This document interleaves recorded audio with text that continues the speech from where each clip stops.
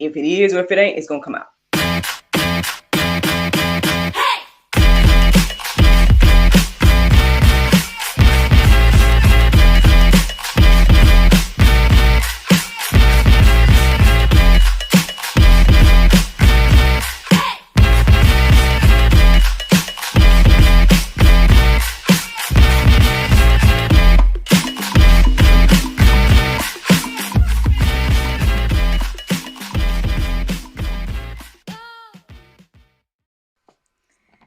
Good morning, everybody. It's your girl, Miracle Sims, and you're listening to God, Sex, and Love, your daily dose of inspiration, the juice. It is December the 8th, 2022, and today the topic is, let me show you. Well, once again, my apologies. I know it's after time. It's like 6:30 or whatever when I started this live today, but I'm here. I'm here to give you all the juice this morning. And to God be the glory for all things. It wasn't because I slept late or anything like that. Coincidentally, I actually kept waking up. I kept waking up at a variety of times. Unfortunately, I don't remember all of the times that I was waking up. Specifically, but the ones that I did remember and looked, I did look up those this morning, and that is pretty much where today's topic come from. Even though your girl was a little bit all over the place mentally, probably distracted, and everything like that, but the Lord, I guess settled in my spirit about what, He wanted me to share this morning, and so here it is, and again, it's entitled, Let Me Show You, and yeah, I guess we should go ahead and get into it, y'all, because I guess he got something he want to show us on today. So, one of the times that I did wake up was 1:50, and so this is a verse that I came across, John 1:50. It says, Jesus answered and said unto him, because I said unto thee, I saw thee under the fig tree, believest thou? Thou shalt see greater things than these. So, yeah, in the midst of all my distractions and all the random things that my mom thought about this morning, this did stand out. Because, I guess more so the part about thou shalt see greater things than these. I guess it's the part that stood out to me the most. I did go a little bit deeper and read, the verses surrounding it and everything like that. And basically what's going on in this account is that I believe this was to Philip, if I'm not mistaken. Basically, and it was like Jesus was starting to gather his disciples, or people were starting to follow Jesus or whatever. And one of them went to go get Philip. And I guess when he came to meet him or whatever, he told him what he was doing before he got there. And I guess that helped him to believe. And this was Jesus' response to him. So, yeah, that's what's going on and all of that. But let's keep going, y'all, because, these verses are kind of sporadic, but I believe the Lord going to bring them together like he always do. So then Daniel 10:1 stood out to me this morning as well. And it says, in the 3rd year of Cyrus, king of Persia, a thing was revealed to Daniel, whose name was Belshazzar. And the thing was true, but the time appointed was long. And he understood the thing and had understanding of the vision.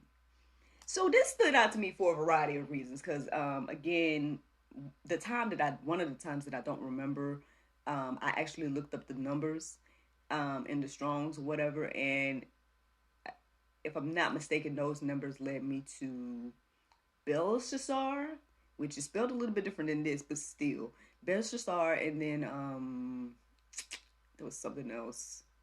I wrote them all down in my notes, but I didn't write them down in these notes, so my apologies for that.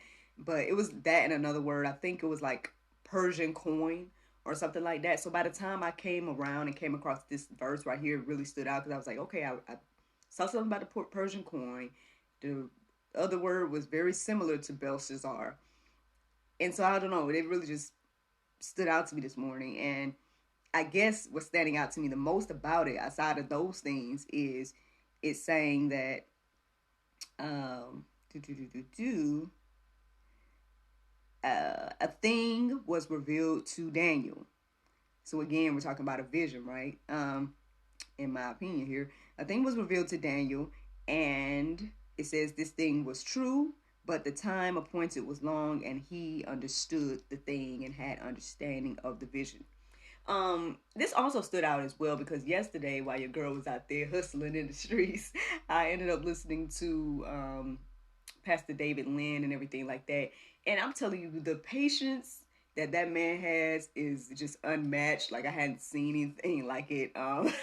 Especially talking to people that are like so combative and everything like that. So that's one thing.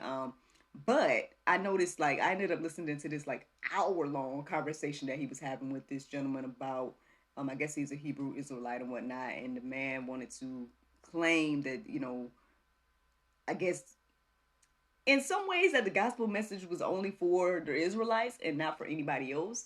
And obviously David Lynn was talking about what he is studying, and what I have seen is that this gospel message is for everybody and everything like that. So I guess that stood out because the vision that Daniel had is, the visions that they were talking about, like when it came about the feet of brass, the eyes of fire, all of that type of stuff. And so, you guys can go deeper and read Daniel 10:22 through 21 for yourself. But yeah, verse 1 really stood out to me this morning. I guess also, in regards to having a vision, the Lord want to tell us something. He want to show us something, all right? So then Revelations 2 and 10 stood out to me as well. And it says, fear none of those things which thou shalt suffer. Behold, the devil shall cast some of you in prison, that ye may be tried, and ye shall have tribulation. In 10 days be thou faithful unto death, and I will give thee a crown of life. Y'all, are we... Now, on one hand, I'm like, it's kind of hesitant to write that down. But on the another hand, I mean, it stood out to me, so I was like, let me just go ahead and write it down anyway. But yeah, like, are we willing and ready to stand for God and truth and all these things, even if we're facing prison, even if we're facing death? Now, God says He's going to reward us for that if we are faithful, But I think the question mainly here is like, once God gives us the visions, right? Once God shows us whatever it is He wants to show us, right? And are we willing to stand on that? Are we willing to die for that? All the people that we are reading today in the Bible, that's what they did. I know that in the Go Deeper section is Habakkuk 2 and 2, and I think that's the one that says, write the vision and make it plain. That's what these gentlemen did. So if God giving you a vision, God gives you, whatever it is that He's showing you, what are you going to do with what He's showing you? Yeah, I actually this morning, at one point I was kind of distracted, and I ended up watching, well, I came across Allie and something she posted recently, and I shared it, and then I ended up watching some of the videos in the past and everything like that. And it's crazy how now a lot of the things that, again, my heart and mind was exposed to back in 2020 because of Allie, and also because of, other things as well. And, I've been trying to share those things and let those things be known, but it's very interesting that now things are circling back around, and it's more in the mainstream, when it comes to this, again, talk about human trafficking and children trafficking and, crimes against humanity and, all the different things, like, the Balenciaga photo shoot, and it just goes on and on and on, right? And anyway, I guess I'm reminded of her in this moment as I sit here and share with you guys, because I want to say her recent post, she was saying, I guess people are asking her for names or something like that.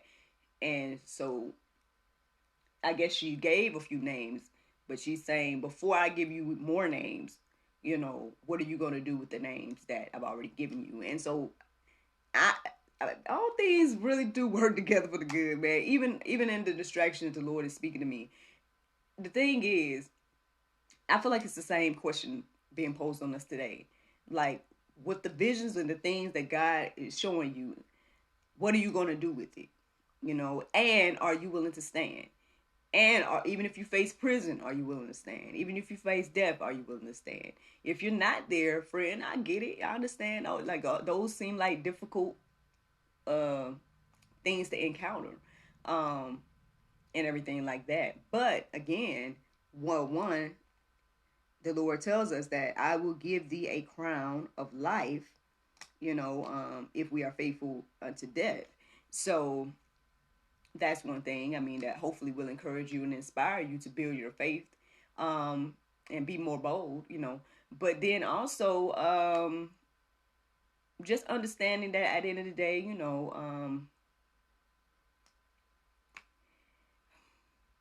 don't know, that quote keeps coming to my mind right now. The one about like, if you don't stand for something, you'll fall for anything.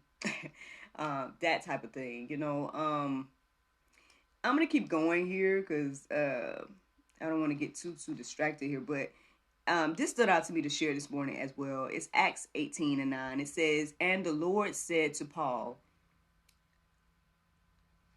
one night in a vision, do not be afraid, but go on speaking and do not be silent." So there you go, y'all. Even when we're facing adversity, even if we face whatever, the threats of prison, the threats of death, whatever the case is, we got to understand that, as we go deeper into the Bible, it shows us and it's telling us that, there's no need to be afraid of anything that anyone can do to us here. We should have more reverence for God, the one that can do something to both our body and soul. And for whatever reason, I mean, this is just my random observation, I feel like we don't,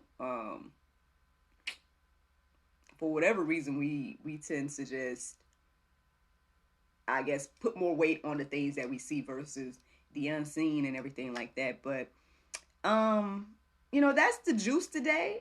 This is all I have to share. I mean, there's some things in the Go Deeper section that you guys can peruse and let marinate on your heart, souls, and minds. But what I'm receiving today is that the Lord wants to show us something. I mean, even today, well, I'll share. Okay, well, let me show you this now. So as I was writing down the verses and I was typing them for the notes and whatnot, I noticed that I kept seeing 2 1 0 2 1 0 da da da da, and I ended up adding them up. At least the ones that was in the Go Deeper section, I think. I ended up adding those up, and I got 64. And I looked in the Strongs. I know this is crazy, y'all, but I'm just telling y'all what happened. I looked into the Strong's Concordance, and 64 was talking about the two different words or the two different things that came up was to hunt was one, and then the other one was like a vineyard. And so I started looking up verses centered around to hunt a vineyard, and it was pointing out about the Lord, you better okay. So it was pointing out about the basically like the fig tree that didn't bear fruit, the grapes that he was expecting grapes but got wild grapes, things like that, and what happened to those. Y'all can look it up for yourself to see what he did with those or whatever, but it pretty much goes around to the fact that, like, if you're not bearing fruit, then you serve no purpose, right? I guess to the kingdom, to God, whatever the case is. And so yeah, we got to be about our Father's business. That's what I'm receiving on today. If I needed any more confirmation, here go the Bible verse of today, y'all. It's Romans 12:2. It says, "And be not conformed to this world, but be ye transformed by the renewing of your mind, that ye may prove what is good, what is that good and acceptable and perfect will of God." So, friends, I hope you all enjoyed this juice this morning. Thank you so much for listening to God, Sex, and Love, your daily dose of inspiration and juice. I pray you guys can go forth and have a wonderful day, and I look forward to talking to you all tomorrow, if the Lord's will. Bye-bye. Hey y'all, I'm Nyla O'Neal with Anchor Phlebotomy Institute. We're located at 737 South Hill Street in Griffin, Georgia.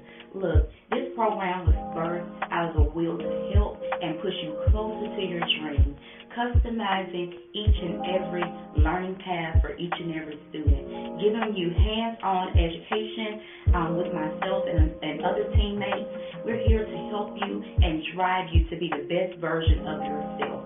Look, we're a 12-week program, and it will be vigorous, but it will be worth the work. Put the work in, you will see it in the end.